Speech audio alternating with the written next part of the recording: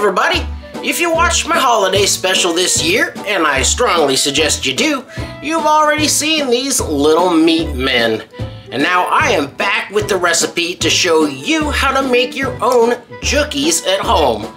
I'm making ground beef jerky with no weaponry required. So let's get started.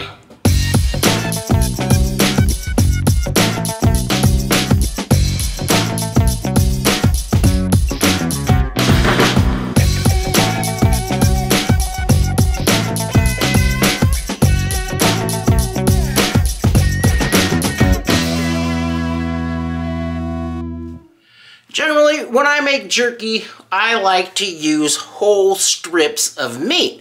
But if you want a jerky that's a little easier to chew and still tastes great, then ground meat jerky is the way to go. And you can make this with ground beef or venison or duck or goose or whatever lean red meat you've got. And of course, you can make this with store-bought pre-ground beef. But whatever way you go, you want to go really lean with the meat, and that'll make your jerky last longer because fat gets an off flavor much more quickly than the lean red meat. So if you're buying store-bought ground beef, go for that 90-10 or the 95-5. The leanest you can get is gonna make you better jerky.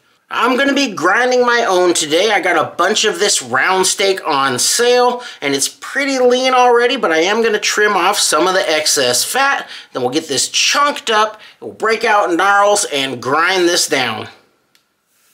I'm going to go with kind of a medium coarse grind today. This is my 6mm plate, but if you want it to be even easier to chew, you could use a smaller plate than this one.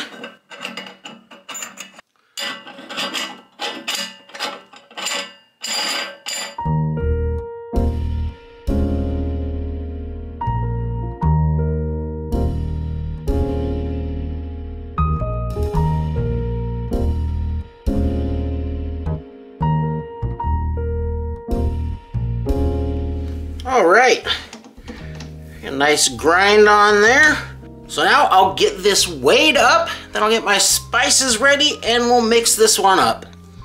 I've ended up with 5 pounds of ground beef, so now let's get busy with the seasoning. And I'm gonna be giving you the measurements in standard American volumetric measurements, even though when I make this, when I'm not doing a video, I always weigh everything and use the metric system. And if you want the metric conversions, I'll put them down in the description. So we're always gonna begin with salt and sugar. And for my 5 pounds of beef, this is 1 tablespoon plus 2 teaspoons of salt. And that's not a lot of salt for this much meat. It comes out to be 1.5% salt content, but I'm going to be adding in some salty ingredients later to bring that up closer to around 1.75% salt content, which is about where I like my jerky to be. And now on to the sugar, and I'm using brown sugar today, but you could use white sugar or honey or whatever sweetener you like. And I like to go between 5 and 10% sugar content on my jerky. And this one I'm gonna keep down on the lower end, so this is 3/4 cup of packed brown sugar. And that comes out to 5% sugar content by weight.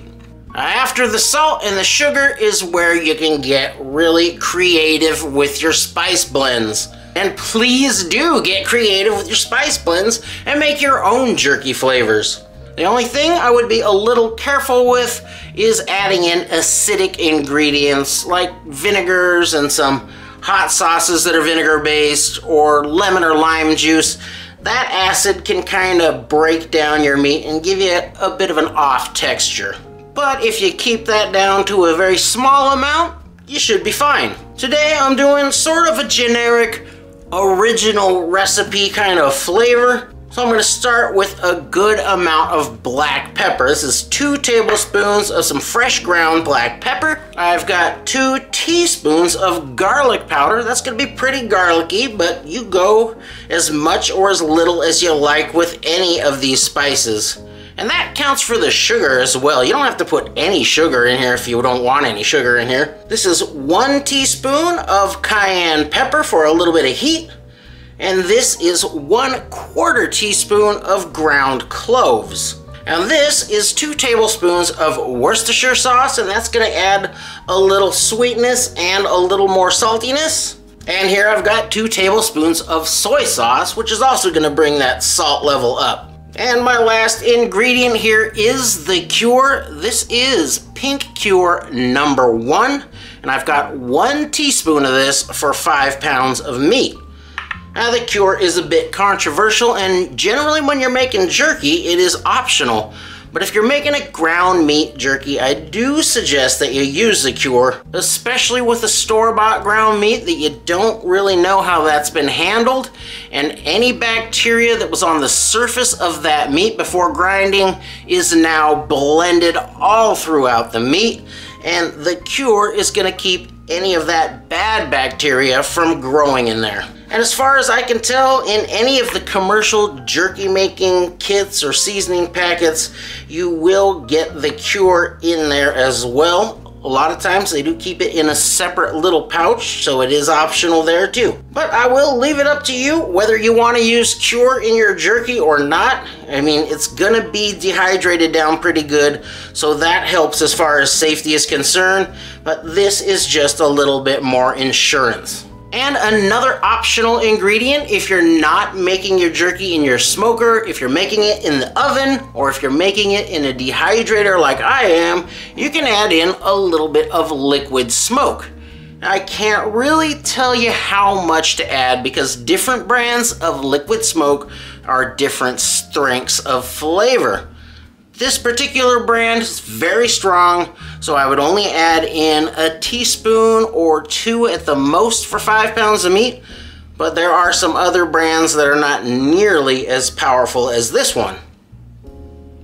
So that is the spice blend that I'm going with today, so I'm just gonna get all of this in with the meat, and then I am gonna mix the heck out of it.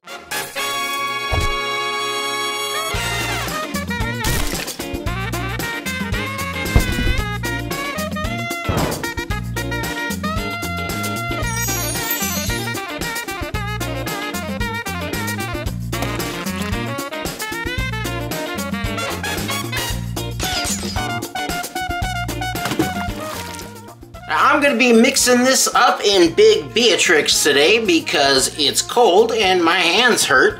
But if you are mixing this by hand, you really want to get in there and work it and mix it for a long time until it gets really kind of sticky and shaggy, because that is going to be a sign that you're getting some protein extraction from your meat, and that is what is going to bind your jerky together really well. And you want it to be icy cold, and it is gonna hurt your hands, but always work your meat thoroughly to make sure you get a good amount of protein extraction.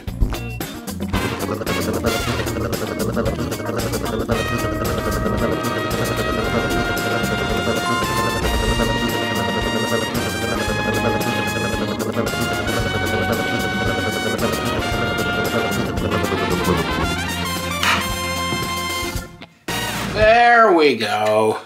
Now you see how sticky and gooey that is now?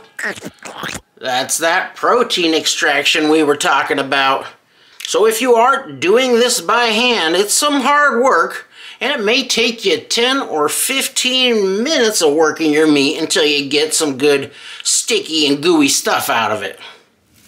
Now, if you are not using the cure, you can skip this next step and go right to dehydrating your jerky. But if you are using the cure, it needs a little time to work its magic.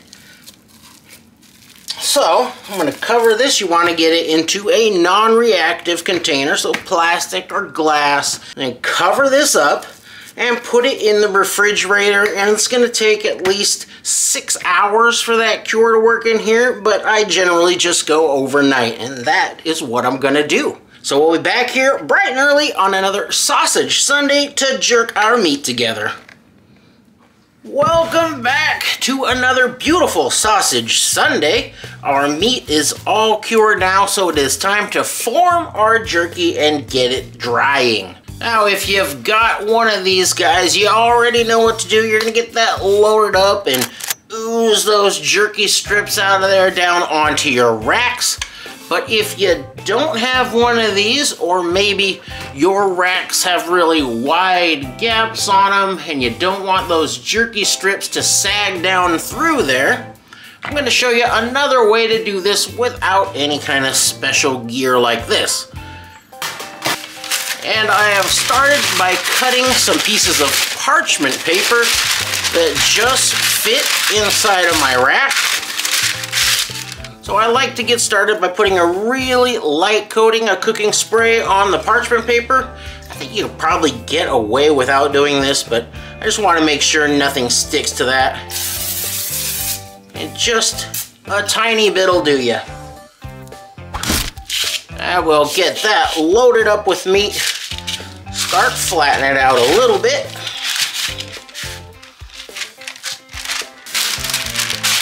And then I'll get a second piece of parchment paper. Lay that right on top of there.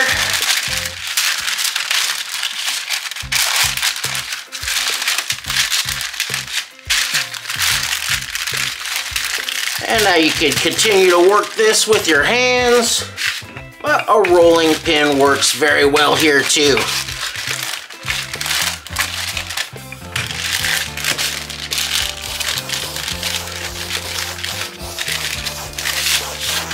And we're just going to flatten that out all the way until it gets nice and thin and even. Now around 1/8 of an inch or so thick.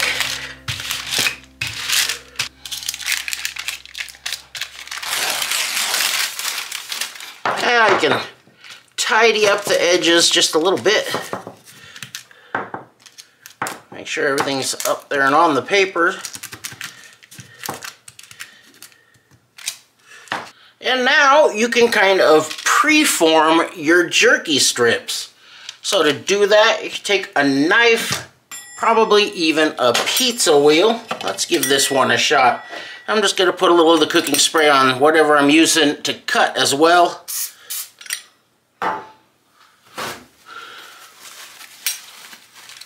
Just to make sure it goes through nice and smooth. Let's give this a shot.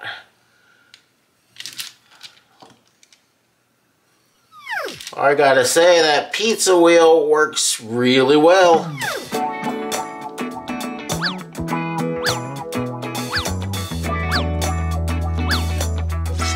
You could cut it across this way as well. But I'll actually trim this up with scissors after it's done. That'll be a little bit neater. Let me get this one though. And if you saw my holiday video, this is how I made the little meat men and Christmas tree. Instead of cutting the strips in there, I just got a cookie cutter and stamped out some delicious little jookies.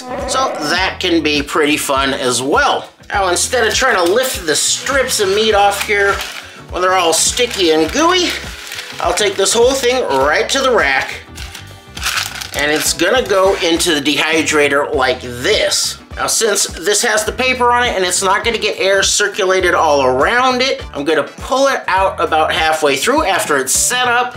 I'll flip it, and then I'll take off the paper and let it continue to dry until it's done. And if you're thinking you might wanna stuff this mix into a casing and make some snack sticks, I really wouldn't suggest doing that. This is far too lean for that, and it is going to be incredibly tough. But if you absolutely need to have tube-shaped meat, you can put a sausage stuffing tip on this guy and squeeze out some nice meaty tubes. Now, I like to set my dehydrator to 150, and I do the same in my smoker or in the oven if I could get it that low. And as far as the time it's going to take to do this, that's really going to depend on the thickness of your slabs and how much meat you've got in your smoker or dehydrator. More meat just takes more time. It's just the nature of things. So we'll get this going, and then I'll come back and check. I'm guessing these are going to take around 8 hours total, but I'll come down and check in about 3 hours and see if they're ready to flip.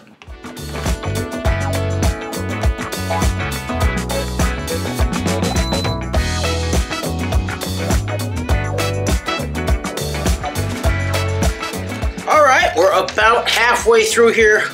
Want to make sure this is firmed up enough so it doesn't fall apart when you flip this. And now, hopefully you've got a spare rack. I'm just going to put that on top. Give that a flop. That paper comes off nice and easy. And now this goes back into the dehydrator or smoker for another few hours until it's ready. There we go. After a few more hours, this is looking pretty good. Just give it the old feel test. You don't want it to get really dried out and crispy before it cools down, or you've probably overdone it a little bit. It'll still be good, but it's something you just have to kind of keep an eye on and get a feel for how you like it to be done. So now I'm gonna let this cool all the way down, and then it should break apart pretty easily.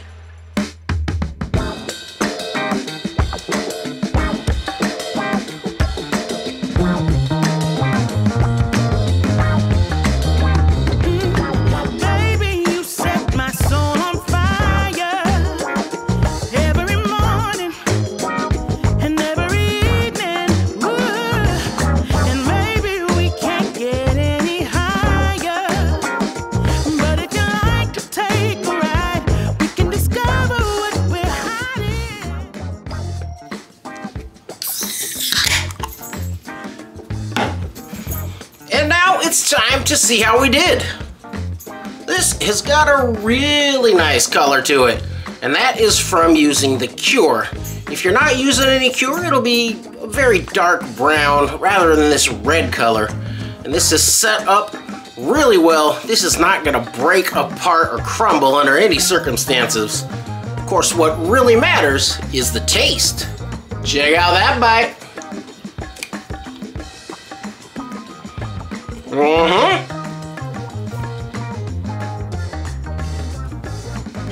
Very good.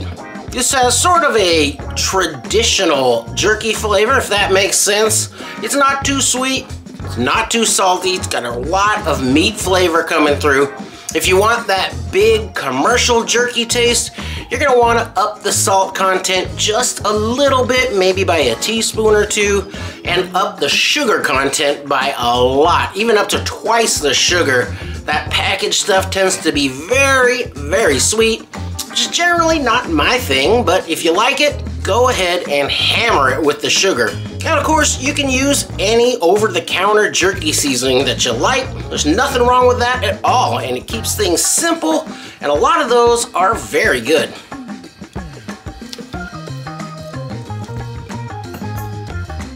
This has got a really tight bind. It's almost like a whole cut of meat, just chews a little easier.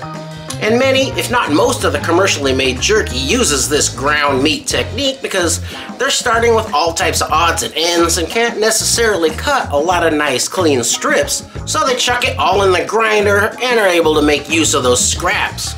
I like to store this in a paper bag in the refrigerator. It'll stay nice and dry in paper, whereas if you store it in a plastic bag, some moisture can gather in the bag and the jerky will get kind of rubbery. In paper, it'll continue to dry very, very slowly, so if you've got a lot and you want to store it longer, you can freeze it.